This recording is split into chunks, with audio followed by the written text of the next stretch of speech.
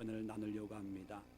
지난 주죠. 10월 10일 날 미국의 그 한인들이 보는 신문 중에 미주중앙일보라고 하는 신문이 있습니다. 이 신문에 전면 광고가 게재가 되었습니다. 여러분 혹시 이상구 박사라고 혹시 아시나요? 한때 엔돌핀 생선 고기 먹지 말고 생선이나 야채를 먹어야 된다. 그래야 건강하다. 이 건강 세미나로 폭발적인 그런 인기를 끌었던 적이 있었죠. 이때는 정육점이 문을 닫을 정도였습니다. 이 이상구 박사라고 하는 분이 사실 안식교 교인이거든요.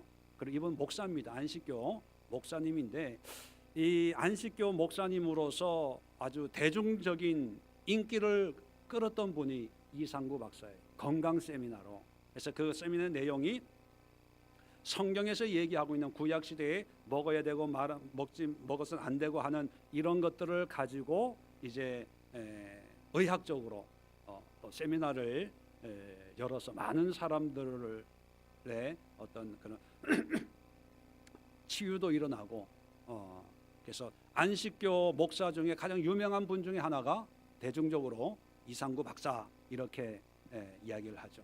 이분이 전면 광고를 냈습니다. 그 제목이 뭐냐면 이상구 박사가 안식일 교회를 떠나면서 소제목으로 건강 세미나를 통하여 안식일 교회에 입교하신 분들에게 꼭 드리고 싶은 당부의 말씀이라고 하는 소제목이 붙어 있습니다. 그리고 그 끝은 뭐냐면 제일 끝에 부디 저의 글을 심사숙고하시어 진리와 생명의 길 곧 십자가의 길을 바로 가시기를 기도합니다 라는 말로 끝을 맺고 있습니다. 안식교 목사인데 안식교를 떠나는 그런 자기의 입장을 게재하면서 나 때문에 안식교 교인이 된 분들에게 얘기를 하는 거예요. 안식교 다니지 말라고, 나는 떠난다고. 그런 내용이에요. 그 내용은 뭐냐면 간단하게 표현하면요, 안식교가 가르치는 신앙생활이 잘못됐다는 겁니다. 안식교의 교리 중에 조사심판이라는 것이 있습니다. 조사심판, 말 그대로 조사해가지고 심판하는 거예요. 그게 뭐냐면 예수님의 십자가로 우리가 구원받은 것이 아니고, 십자가로 구원받은 것이 아니고 예수님이 하나님의 아들임을 믿고 믿음으로 살다가 예수님께서 조사 심판을 따로 하신대요. 해가지고 이 사람이 바르게 살았나 못 살았나를 다 일일이 조사해가지고 그 조사의 결과에 따라서 천국과 지옥이 간다는 거예요. 그러니까 안식교 교인들은요, 예수님 믿는 것으로 끝나는 것이 아니라 예수님을 믿었다면 이제 그 예수님의 조사 심판에 통과하기 위해서 교리적으로 안식교회에 열심히 나가고, 종종 가다 보면 왜 외국인들 2명씩 양복 입고 넥타이 매고 명찰 이렇게 붙이고 다니는 사람들 있어요. 그분들이 안식교인들이거든요. 그 안식교는요, 반드시 평생에 2년에서 3년 동안 해외에 가서 선교를 해야 돼요. 그리고 전도 이렇게 수변상가 가다 보면 다리 밑에 안식교 책자 이렇게 비치해 놓고 양옆에 서서 이렇게 가만히 있는 분들 있을 거예요. 그분들이 안식교 교인들이거든요. 그분들은 전도지 나눠주면서 우리 안식교에 오세요 이렇게 얘기 안 해요. 물어보면 대답하지 그냥 가만히 있어요. 이분들은 하루에 2-3시간씩 자기가 정한 시간에 거기에 와가지고 그냥 서 있는 거예요. 왜 그러냐 하면 그렇게 해야 구원을 받는다고 생각하는 거예요. 그렇게 해야 예수님이 나의 삶을 다 조사할 때 전도도 하고 봉사도 하고 헌신도 하고 또 헌금도 하고 했으니까 이제 너는 천국 이렇게 심판을 통과하기 위해서 그냥 이 사람이 믿든 말든 신경 안 쓰는 거예요. 얼마나 전도하고 이 영혼이 불쌍하고 안타깝고 그런 거 신경 안 쓰는 거예요. 내가 열심히 내가 할 일만 다 하면 되는 거예요. 조산 심판을 통과하기 위해서. 그게 안식교 교리거든요. 그런데 이상구 박사가 보니까 그런 건 성경에 없더라는 거예요. 그러니까 자기가 목사로서 이제 사람들을 가르치고 하니까 그게 자꾸 걸려서 2016년에 책 2권을 썼습니다. 조사심판이란 없다, 예수 그리스도로 말미암아 구원을 받는다, 그런 책을 2권 쓰니까 안식교회에서는 이 이상구 목사님을 어떻게 보겠어요? 이단으로 보는 거예요. 왕따시키는 거예요. 그러다가 올해 커밍아웃을 하는 거예요. 나는 이제 더 이상 안식교 교인이 아닙니다. 나로 말미암아 안식교 교인이 된 분들은 잘 들으십시오. 당부의 글이거든요.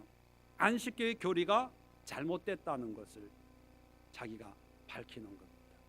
여러분, 제가 이 글을 신문을 제가 인터넷을 통해서 쭉 읽어보면서 우리 정통교회 안에서도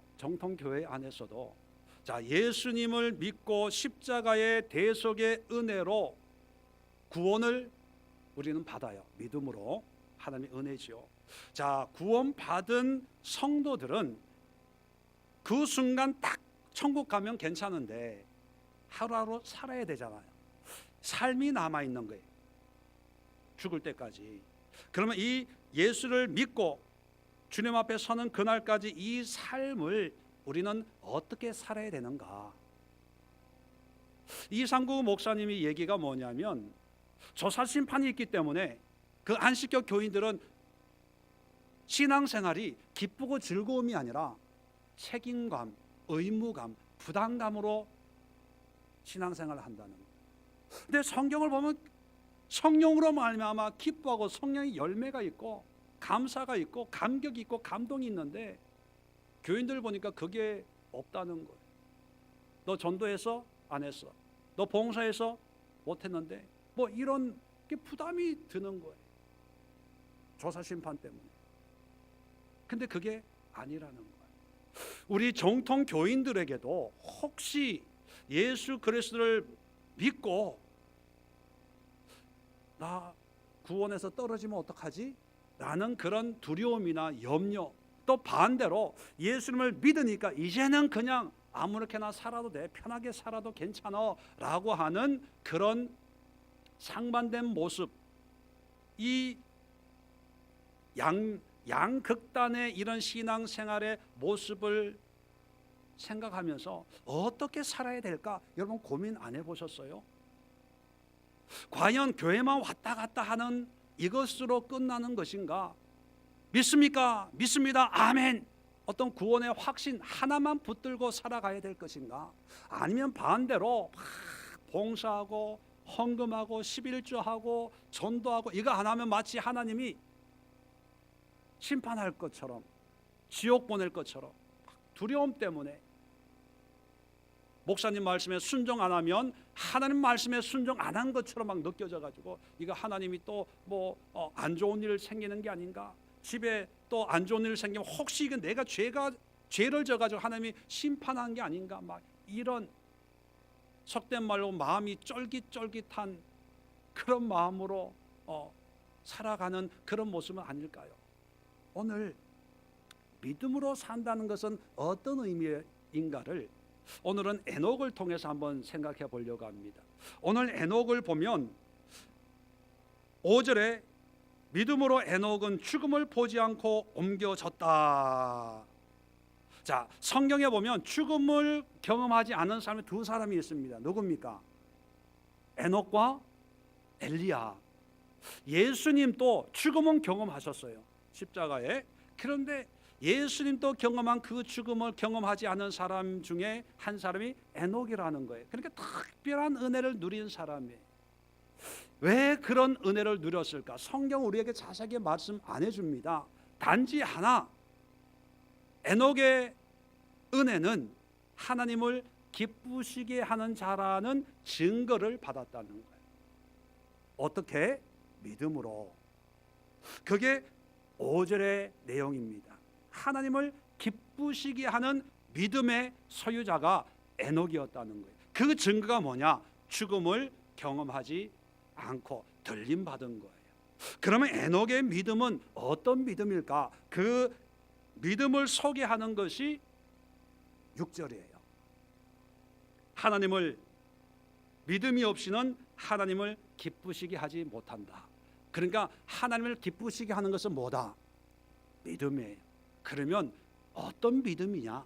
어떤 믿음을 에녹이 가지고 있었길래 이러한 놀라운 은혜와 증거를 경험하게 됐을까? 이걸 알면 우리도 예수님으로 십자가로 말미암는 구원을 받았어요. 그렇다면 구원받은 자의 삶이 어떠해야 되는가? 그 믿음의 삶을 함께 생각해 보려고 합니다. 자, 첫 번째 하나님이 기뻐하신 믿음이란 어떤 믿음이냐 하면 6절에 이렇게 기록되어 있습니다. 하나님께 나아가는 자는, 자, 하나님이 기뻐하는 믿음을 가진 사람은 어떤 사람이라고요? 하나님께 나아가는 사람이. 하나님께 나아가는 사람. 다시 말하면 하나님께 나아간다는 것은요, 우리 신앙의 목적이자 방향이자 내용이에요. 자, 우리 믿음의 사람들은 누구에게 나아가야 돼요? 하나님. 우리 믿음의 사람들의 신앙의 방향은 누구를 향한 방향이 되어야 돼요? 하나님. 자, 이게 굉장히 중요한 겁니다. 제가 귀에 있을 때마다 말씀드리지만 기독교는 종교다, 종교가 아니다. 기독교는 종교가 아니에요. 그냥 종교 카테고리에 학문적으로 어떤 분류적으로 종교로 분류를 하지만 그 내용은 전혀 종교와 달라요. 왜 다를까요? 가장 중요한 것은 뭐냐면 일반 세상적인 종교의 목적과 기능이 뭡니까? 인간의 안녕과 행복을 추구하는 거예요. 내가 유한한 인간이기 때문에 염려, 걱정, 근심, 두려움이 있으니까 뭔가 초월적인 신을 의지하고 기대면 내 마음이 좀 홀가분해지니까 종교를 만드는 거예요. 그러니까 이 종교라는 것은요, 고등 종교도 있고 하등 종교도 있는데 이 아프리카 원주민들도 자기들이 섬기는 어떤 신적인 존재들이 누구에게나 다 있어요. 우리 옛날에 우리나라에는 없었나요? 나무를 믿기도 하고 어떤 돌을 믿기도 하고. 왜요? 내 마음에 평강을 누리고 또 행복, 복을 받으려고 다 섬기는 거예요. 그러니까 옛날에 비나이다 비나이다 하는 것은 조상을 잘 섬기려고 하는 목적이 아니라 사실은 무슨 목적으로 비나이다 비나이다 하는 거예요? 내 자식 잘 되게, 병 낫게, 올해 농사 잘 되게, 비 기후제도 비를 달라고 그런 거거든요. 그런 거거든요. 무당 푸닥거리 하는 것도요, 어촌에 가면 고기 잘 잡고 풍랑에 사고 안 당하게 다 그런 이유와 목적이 있는 거예요. 그런데 기독교는 목적이 뭐라고요? 하나님. 내용이 뭐라고요? 하나님. 방향이 어디라고요? 하나님. 그건 뭐냐면 우리 믿음의 삶이라고 하는 것은 나의 목적, 나의 유익이 아니라 철저하게 하나님의 영광, 하나님의 임재, 하나님의 섭리, 하나님의 뜻, 하나님의 나라, 하나님의 의, 철저하게 모든 것이 하나님이에요. 하나님. 그렇기 때문에 종교가 아니라고 얘기하는 거예요. 하나님 인간을 창조한 목적이 뭡니까? 하나님의 영광과 찬양을 받기 위해서 우리를 창조한 거예요. 우리의 행복, 우리의 유익, 우리가 원하는 것을 채우기 위해서 하나님이 존재하시는 게 아니라는 거예요. 자, 그렇다면 믿음으로 산다라고 하는 것은 하나님께 나아가는 자라는 의미인데, 이 하나님께 나아가는 자라는 의미를 다른 말로 좀 이해하기 쉽게 표현하면 어떤 표현이 되냐면 하나님으로 만족하는 자라는 의미예요. 여러분, 이럴 땐 좀 충격을 좀 받아야 되는 거예요. 왜요? 그동안 우리가 이렇게 안 믿었잖아요. 하나님으로 만족하는 자의 삶이 아니라 뭐로 만족하는 자의 삶을 살고 싶어 했습니까? 솔직하게 우리끼리 얘기니까 자식, 사업, 내 건강, 내 행복, 내 목적, 나의 원함, 내가 계획한 것, 나. 우리 지난주에 잠깐 살펴봤지만 야곱의 삶의 전반 부분이 뭐였습니까? 나 중심, 나를 위한 삶이었어요. 하나님을 너무 잘 알았어요. 하나님의 장자권, 하나님의 축복 너무 소중하게 귀하게 여겨서 형을 속인 건 아니지만 팥죽을 팔아가지고 장자권 사고, 아버지의 축복이 하나님의 축복인 것을 알았기 때문에 아버지를 속여가면서까지 그 축복을 받은 거예요. 언뜻 보면 참 하나님의 은혜를 사모하는 사람처럼 보입니다. 근데 그 내용을 보면 하나님에게는 관심이 없어요. 하나님을 통해서 결국은 자기가 복을 받으려고 몸부림쳤던 사람이 야곱이에요. 주변에 보면 베델 교회라고 이름을 붙이는 그런 교회들이 심심찮게 있어요. 저는요, 베델이라는 그 이름을 사용할 때 마음이 좀 그래요. 왜냐하면 이 이름을 쓸 때 어떤 의도로 썼을까 그게 궁금해지거든요. 베델이라고 하는 것은 문자적으로 하나님의 집이라는 뜻입니다. 그냥 일반 명사로 우리 교회는 하나님이 거하시는 집이니까 라고 하면 별 문제가 없지만, 창세기 28장에 나와 있는 야곱이 형 에서를 피해서 도망가다가 광야에서 돌베개하고 자다가 환상을 보게 되죠. 하늘 문이 열리고 사다리로 천사가 오르락 내리락 하면서 하나님의 영광을 보고, 야, 여기가 하나님의 집이다. 그래서 이름을 베델이라고 지었거든요.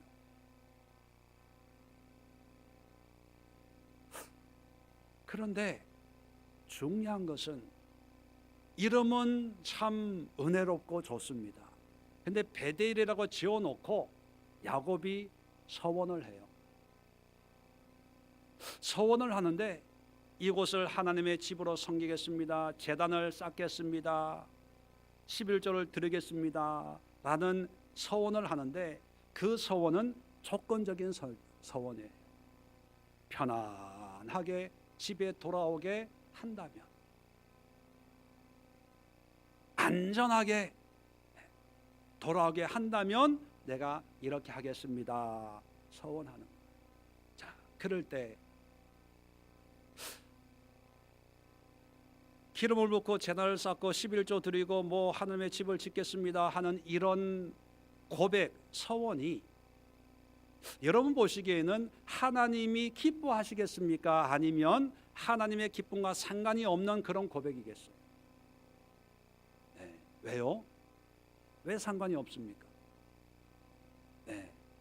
어떤 조건이기 때문에? 하나님 중심이 아니라 내 중심입니다.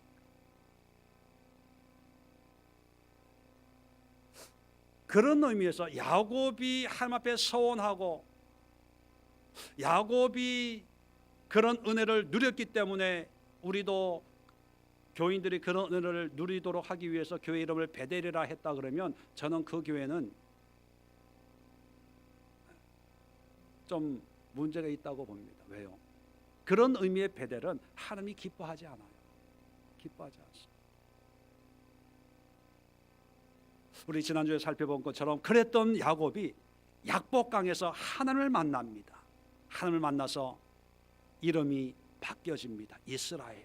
하나님과 및 사람들과 겨루어 이긴 자. 하나님과 겨루어 이긴 자로 끝나는 것이 아니에요. 하나님과 및 사람들과 겨루어서 이긴 자. 그런 이름이 바뀌고 난 다음에, 여러분 말하는 것보다 성경을 보세요. 35장을 한번 열어봅시다. 창세기. 예배 중에 성경 안 보면 평생 볼 일 없잖아요, 우리는. 자, 창세기 35장. 자, 35장에 보면 이제 34장에 약복강 사건을 경험하고 이제 딸 디나가 어려운 일을 당하면서 이 가정에 큰 문제가 생깁니다. 자, 그럴 때 35장 1절에 하나님이 야곱에게 말씀합니다. 일어나 베델로 올라가서 거기 거주하며 내가 내 형 에서의 낯을 피하여 도망하던 때에 내게 나타났던 하나님께 거기서 제단을 쌓으라.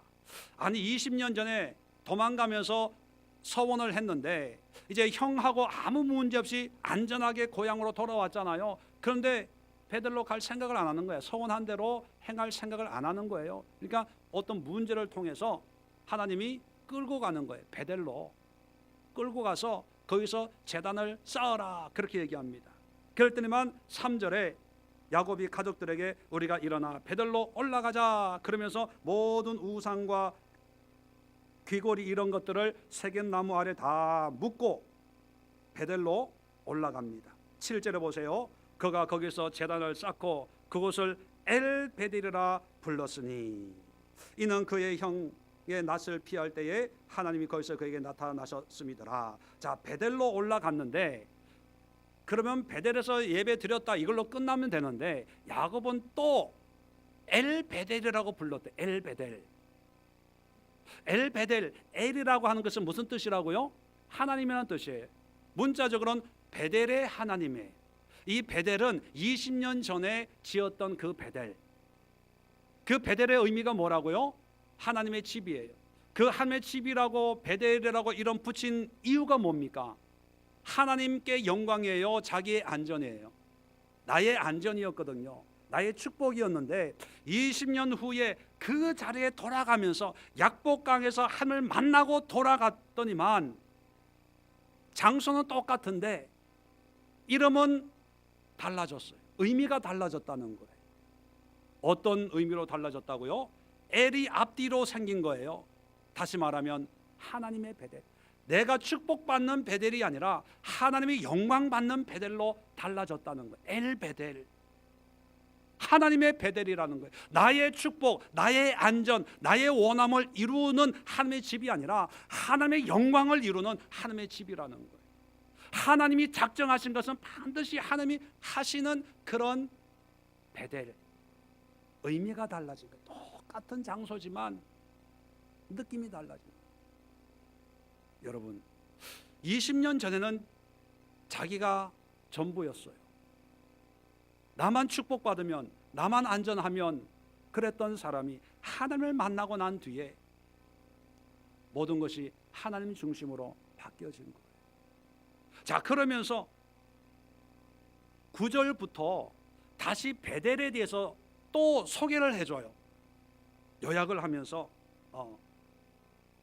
밧담 9절에 밧담 아람에서 돌아올 때 하나님이 나타나셔가지고 10절에 이스라엘이라 하나님이 부르셨고, 그리고 11절부터 13절까지 하나님이 말씀하시고 그를 떠나 올라가시는지라.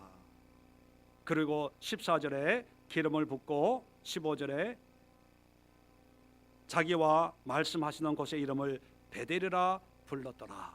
아니 베델이 28장에 20년 전에 도망갈 때도 나오고 또 20년 뒤에 돌아와가지고 하나님을 만난 뒤에도 베델에 대해서 구차하게 반복하는 것처럼 설명을 하고 있어요.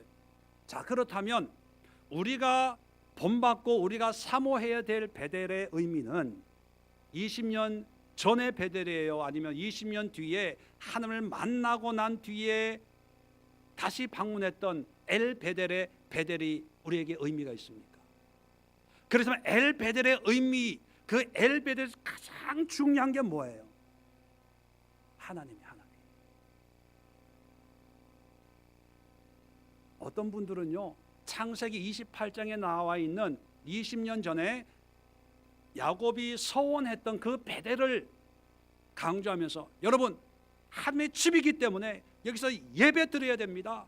그리고 11조 꼬박꼬박 해야 돼요. 11조 안 하면 하나님이 가만 안 둡니다. 그래야 하나님의 집이 되고 야곱 같은 축복을 받습니다. 이렇게 얘기하는 분들도 있어요. 예, 그게 잘못됐다는 게 아니에요. 그것보다 더 중요한 게 있어요. 엘 베델. 옛날에는 제단을 쌓겠습니다. 하나님의 집으로 섬기겠습니다. 하나님을 섬기겠습니다. 11조 드리겠습니다 했다면 20년 뒤에는요 모든 게 하나님의 거예요. 11조의 의미가 없는 거예요. 전부가 하나님의 거니까. 내 삶의 모든 게 하나님의 거예요. 그 이후의 삶을 보면 지난주에 잠깐 말씀드렸지만 다 어렵고 힘들고 기근 들고 가난해지고 자식 빼앗기고 아내 라헬 죽고 해도요 원망 불평 안 해요. 왜? 모든 게 하나님의 것이니까. 우리가 이렇게 돼야 돼요. 11조까지 발발발발 해야 되나 말아야 되나 냈을 것도 많은데 그렇게 느껴지면 안 하시면 돼요. 왜요?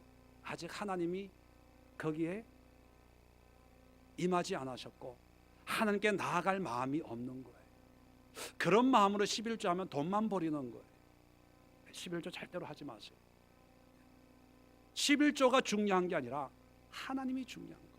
하나님이 내 인생의 주인이라는 게 느껴지니까 주님 앞에 드리는 거예요. 드려도 아까운 게 없는 거예요. 더 못 드려서 죄송한 거예요. 구제하세요, 전도하세요, 선교하세요. 그럴 때요 막 쥐어짜는 것처럼 선교비, 전도비, 구제비, 헌금하고 이거 별로 전 의미가 없다고 생각을 해요. 왜요? 그런 광고나 그런 얘기도 뭐 신경 써서 하면 물론 하겠죠. 체면 때문에, 직분 때문에. 근데 중요한 것은 하나님이 없는 거예요. 하나님. 내 안에 하나님이 계시면요 밥 먹는 이 밥값, 커피 마시는 이 커피값도 아까워서 네가 하나님의 뜻을 위해서 써야 되는 거 아닐까? 1,000원, 2,000원 모아서 헌금하고 전도하고 구제하고 내 삶의 의미가 하나님의 영광을 위해서 하나님의 뜻을 이루기 위해서 그의 나라와 그의 의를 이루기 위해서 사는 것이 내 삶의 의미다. 이게 분명해지니까 뭐 해라 마라 하기 전에 그냥 자연적으로 하는 거예요. 이게 엘베델이에요. 엘베델. 그래서 교회 이름을 지으려면 어떻게 지어야 됩니까? 무슨 교회? 엘베델. 그런데 아무리 눈 닦고 봐도 엘베델 교회라는 교회는 못 봤어요. 여러분 보신 적 있나요? 베델 교회는 많아요. 베델 교회. 근데 엘베델은 없어요. 엘베델은. 엘베델의 의미는 하나님이 전부인 삶을 삽시다. 그거거든요.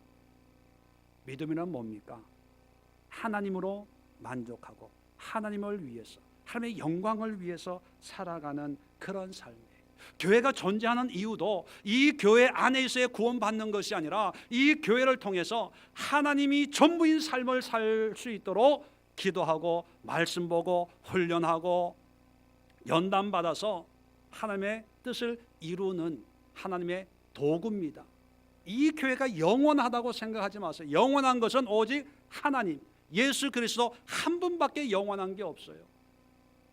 담임 목사, 장로님, 권사님, 직분자들, 우리 교회 뭐 믿음 좋은 분들, 여러분 그분들로 채워지던 교회가 아니라 하나님으로 채워지는 교회가 되어야 됩니다.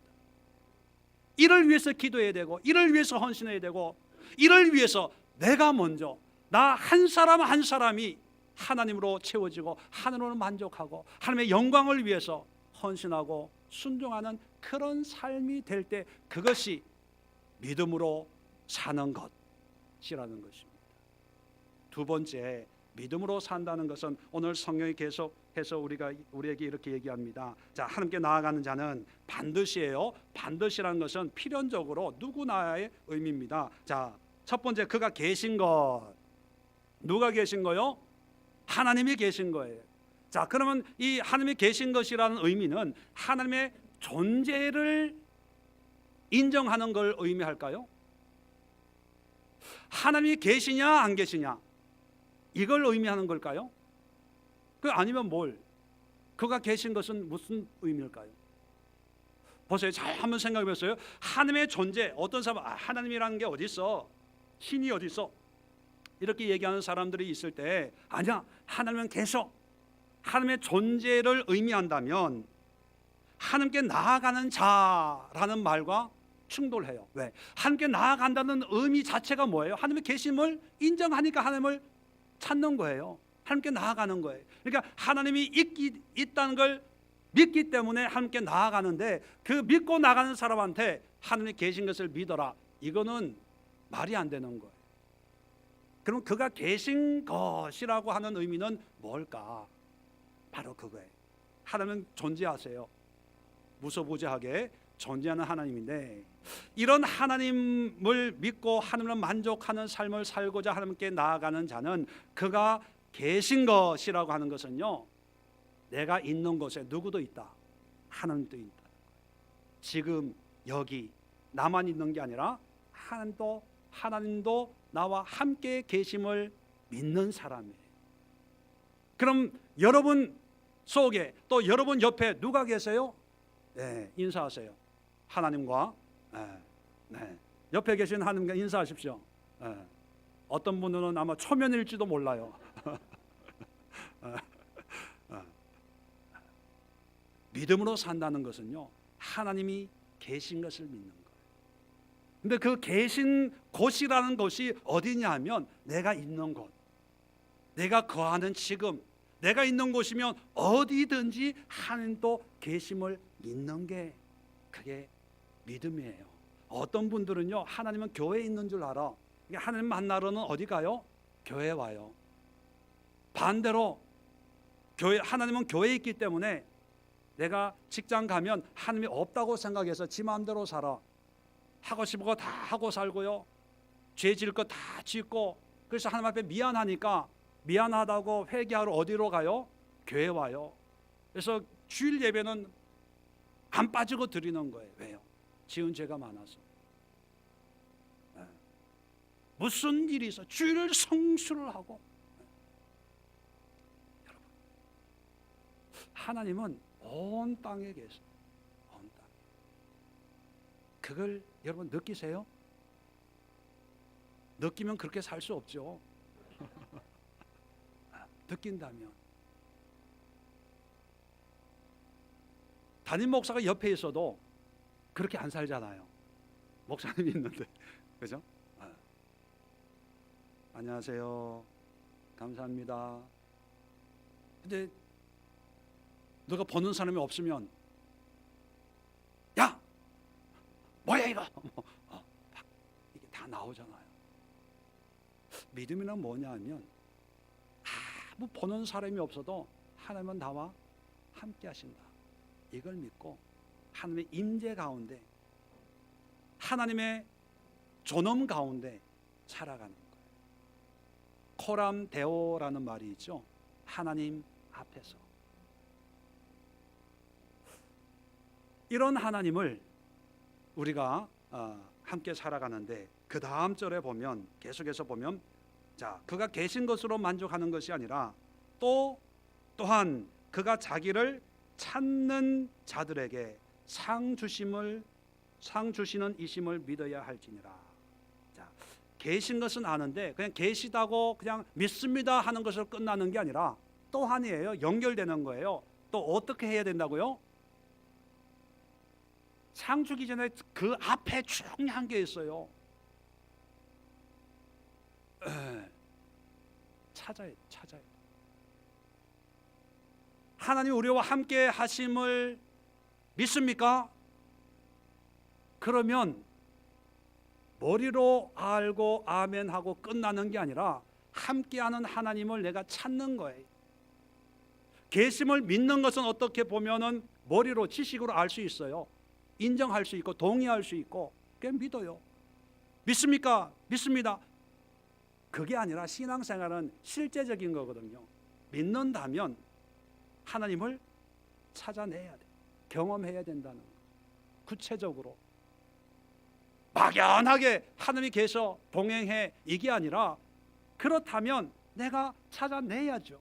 발견해내야죠. 그리고 그 하나님을 만나야죠. 대면해야죠. 야곱이 약복강에서 씨름해가지고 하나님을 만나서 대면한 다음에 그 약복강 이름을 분이엘, 하나님을 대면하여 보았다, 하나님의 얼굴을 봤다, 그래도 내가 살아났다 라고 할 정도로, 그리고 그 하나님을 만나면서 허벅지 뼈가 골절될 정도로 누구도 나를 함부로 대하지 마라, 내 몸에 예수 그리스도의 흔적이 있노라 라고 하는 그런 바울의 고백과 같이 하나님과 동행하는 구체적인 삶의 증거들이 있어야 되죠. 그게 믿음입니다. 구원의 확신 하나만 가지고는 안 된다는 거예요. 왜요? 하나님을 대면하고 하나님을 만나지 않으면 우리가 가지고 있는 우리의 의지, 우리의 생각으로는 하나님이 기뻐하시는 그런 삶을 살아낼 수 있는 능력이 우리에게 없어요. 십자가로 구원은 받았어요. 과거의 모든 죄로부터 깨끗하게 용서를 받았습니다. 그런데 문제는 뭐예요? 앞으로 살아가면서 여전히 나는 이 육을 가지고 있는 약한 죄성이 있는 인간에 지나지 않습니다. 예수 믿는다고 우리의 이 육적인 조건까지도 하나님이 바꿔주시는 게 아니라 여전히 죄 많은 이 세상을 살아갈 수밖에 없는 연약하고 유한한 이 육신을 가지고 있기 때문에 우리의 능력으로는 그 누구도 하나님을 기쁘시게 할 수 있는 그런 믿음의 소유자가 될 수 없습니다. 그렇기 때문에 우리는 하나님의 은혜를 누려야 되는 거예요. 하나님의 도움을 받아야 되는 거예요.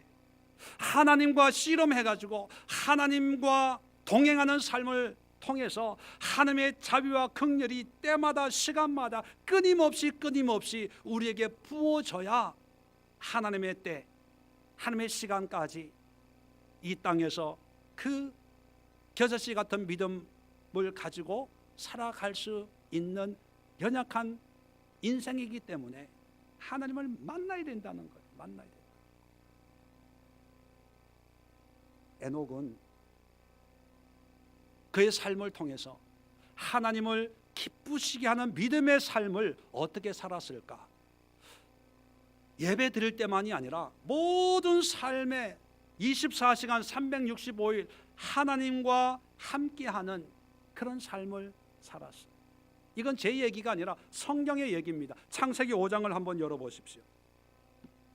창세기 5장을 열면 에녹의 삶을, 아담의 족보를 기록하면서 에녹의 삶을 이렇게 우리에게 소개해주고 있습니다. 5장 21절입니다.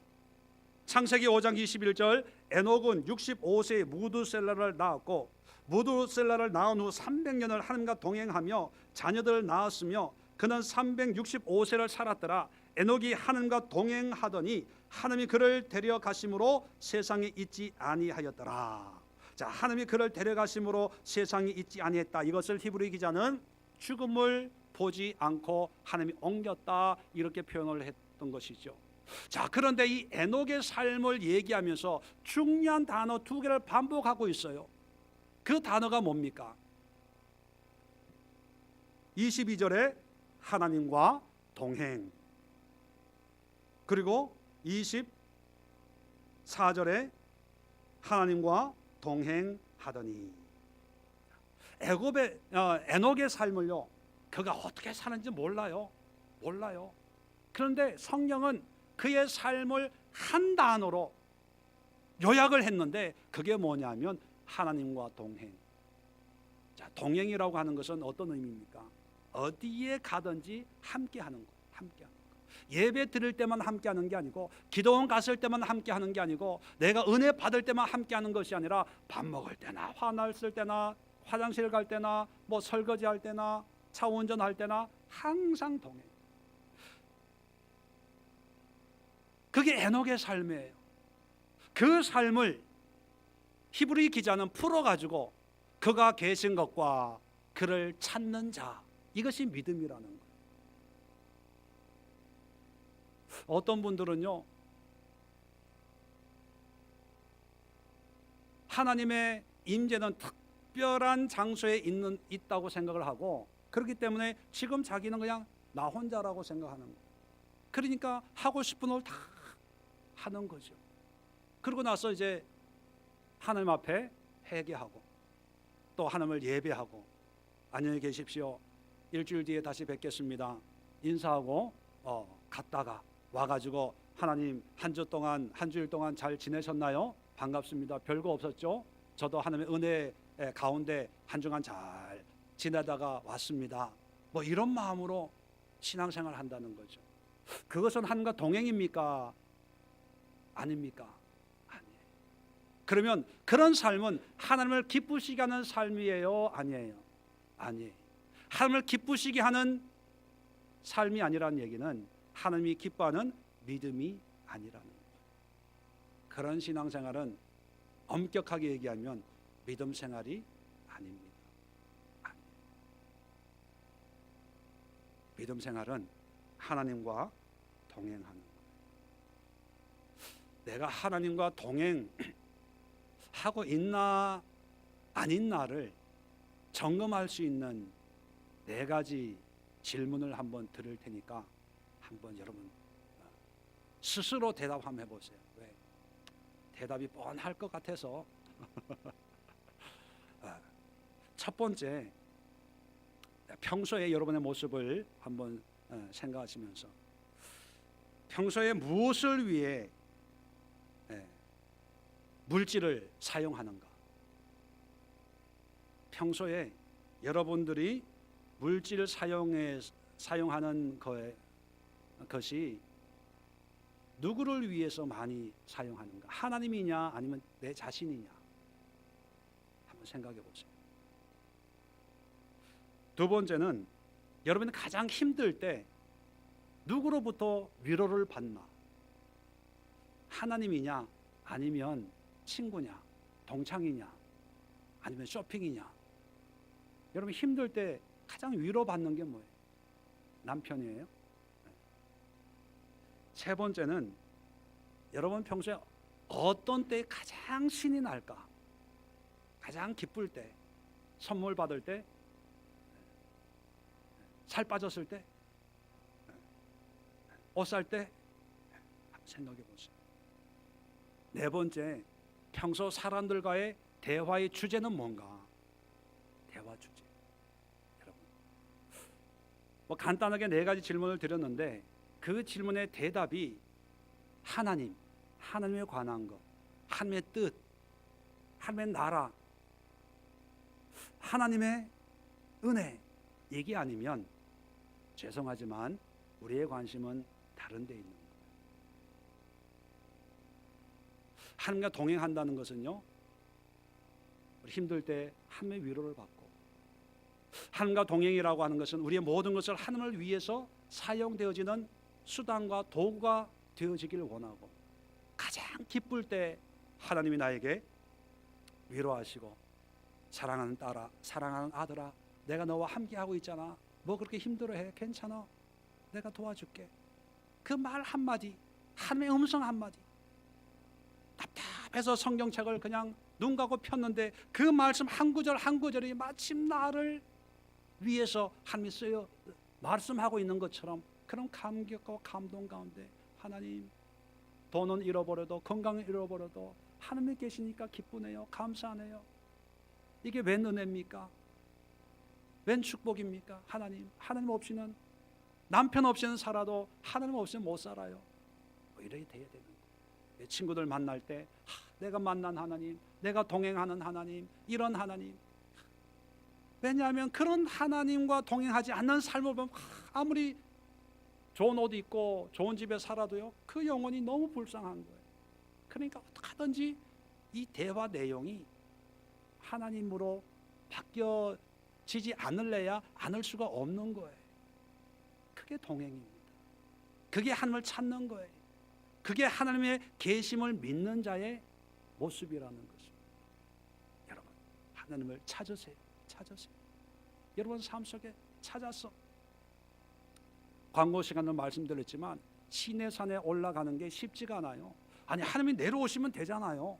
땅에서도 말씀하실 수 있는 하나님이잖아요. 왜 굳이 시내산에, 그것도 2번씩이나 40일 동안 모세를 불러서 금식시키면서 그렇게 말씀을 줍니까? 하나님은 찾기를 원하세요. 노력하기를 원하세요. 발견해내기를 원하신다는 거예요. 그냥 하나님 은혜 주실 때까지 기다리지 마시고 여러분 삶 속에서 하나님을 찾고 구하고 만나려고 하고, 그 만남의 흔적을 야곱처럼 뭐 뼈가 부러지면 안 되겠지만 그 흔적을 깨닫고 이것을 간증할 수 있도록 이 흔적이 결코 나의 마음을 세상으로 빼앗기지 않도록 지키는 하나의 어떤 증거물처럼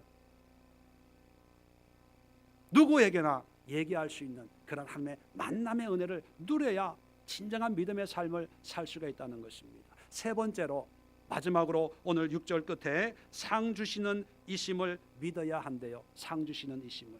하나님은 우리 믿음에 대한 상을 분명히 주신다는 거예요. 환경은 어렵고 힘들어도 하나님은 결코 우리를 잊지 않고 다 기억한다는 겁니다. 여러분, 절 보세요. 성경에, 신약 성경에는 상에 대한 단어가 세 가지가 나옵니다. 세 가지. 첫 번째는 도론 또는 도레아라는 헬라어인데, 이 뜻은 영어로 번역하면 기프트, 선물에, 너희가 구원받은 것은 하나님의 선물이다, 이렇게 선물로 번역을 합니다. 영어로는 기프트라는 단어가 있고, 두 번째는 브라베이온이라는 단어가 있어요. 브라베이온, 영어로 번역하면 프라이즈, 상, 브라베이온. 여기에서 영어 단어가 브레이브, 용감하다, 그런 단어가 파생이 됐습니다. 세 번째 단어는 미스도스라는 단어, 미스도스. 영어로 번역하면 리월드, 상, 보상, 대가, 이런 의미입니다. 자, 도론 또는 브레베이온, 미스도스, 이 세 가지 상이라고 하는 그 단어가 있는데, 이 세 가지 1번, 2번, 3번 중에 오늘 6절에서 말하고 있는 자기를 찾는 자들에게 상 주시는 이심 할 때 이 상은 몇 번 단어가 쓰여졌을까요? 네, 1번, 2번, 3번. 맞추시는 분에게는요, 오늘 정심을 드실 수 있는 자격을 드리겠습니다. 몇 번 단어요? 3번이에요. 3번. 미스도스의 보상의 대가. 다른 성경엔 이 단어를 또 삭, 포도원 품꾼 비유할 때 삭, 이렇게 번역을 했습니다. 이 도론이라고 하는 것은 은사, 선물은 받을 수도 있고 안 받을 수도 있는 거예요. 이건 하나님의 주권이에요. 성령의 은사를 번역할 때 도론, 도라라고 번역을 했거든요. 은사는 받고 싶다고 받는 것도 아니고 안 받고 싶다고 안 받는 것이 아니라 하나님의 성령께서 그 사람에게 그냥 하나님의 주권적으로 베푸시는 그냥 특별한 은혜요, 선물이거든요. 자, 두 번째 브라베이온이라는 말은요, 성경에 딱 두 번 쓰여 있어요. 두 번. 첫 번째는 빌립보 3장 14절에 표대를 향하여 그리스도 예수 안에서 하나님이 부르신 부름의 상을 위해 달려간다 할 때 부름의 상. 그리고 두 번째는 고린도전서 9장 24절, 운동장에서 다름질하는 자들 다 달릴지라도 오직 상을 받는 사람은 한 사람인 줄 너희가 알지 못하느냐. 너희도 상을 받도록 이와 같이 다름질하라. 자, 여기에 딱 두 번 쓰였어요. 이 프라이즈, 브라베이온이라는 단어는요, 1등한 자에게만 주는 거예요. 1등하는 자, 경기 운동에서. 그러니까 100명이 경기를 해도 상 받는 사람은 누구? 한 사람밖에. 1등한 사람. 나머지 99명 상 못 받아요. 제한적이에요. 특별하다는 거죠. 자, 그런데 오늘 성경이 얘기하고 있는 미스도스라는 이 단어는요, 리월드, 뭐냐 하면 대가예요. 10원어치 일하면 10원어치 당연히 주는 거예요. 포도원 품꾼 비유처럼 당연을 떠나서 일을 1시간 했는데 하루 일당을 다 줄 수도 있는 거예요.